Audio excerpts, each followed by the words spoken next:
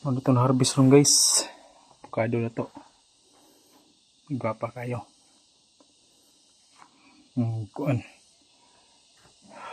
Napay hinarbis ako dito sa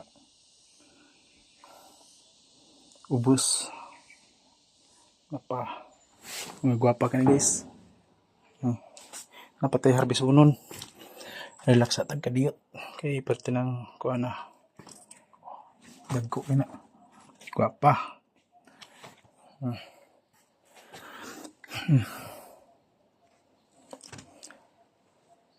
Itong avocado guys nga harvest March 17.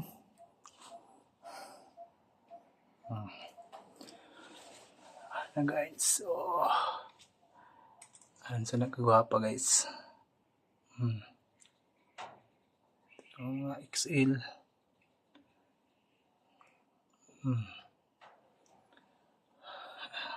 Relax at akadiyot kay patay mga harvest ng mga sobrang gatos. Salamat guys.